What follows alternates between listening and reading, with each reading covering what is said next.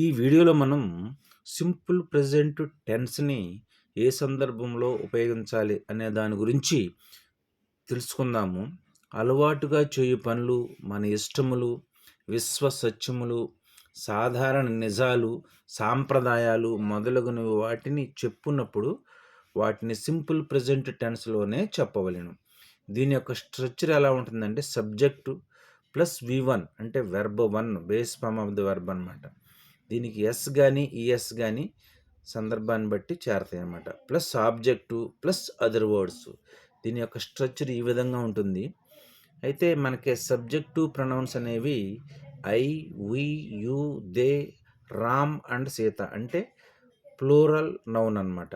ఇలాంటి సబ్జెక్ట్స్ వచ్చినప్పుడు V1 అనేది సేమ్ యాజ్ ఇట్ ఈజ్గా వచ్చేస్తుంది. టేక్, టుక్, టేకెన్, టేకింగ్ ఇది V1 అంటే base form of the verb మార్పులేమి లేకుండా సేమ్ యాజ్ ఇట్ ఈజ్గా వచ్చేస్తుంది. ఎప్పుడు I, we, you, they, Ram and Sita అంటే ప్లూరల్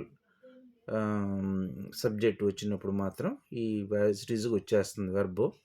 అట్లాగే he, she, it, Rama and Sita. Rama and Sita అనేవి సింగులర్ సబ్జెక్ట్ నౌన్స్ అనమాట. Singular subject nouns.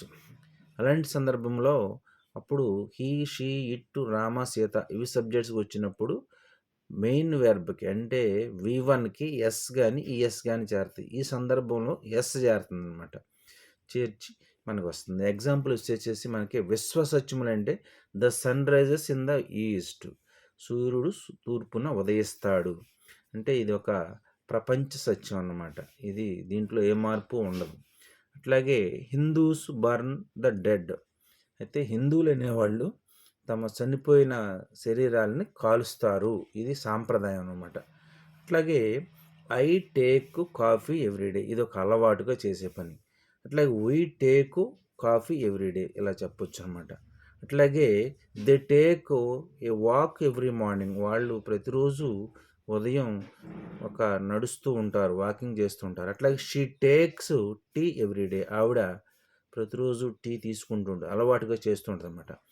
Rama takes a walk every evening. రాముడు ప్రతిరోజు సాయంత్రం నడుస్తూ ఉంటాడు అంటే వాకింగ్ చేస్తూ ఉంటాడు అనమాట.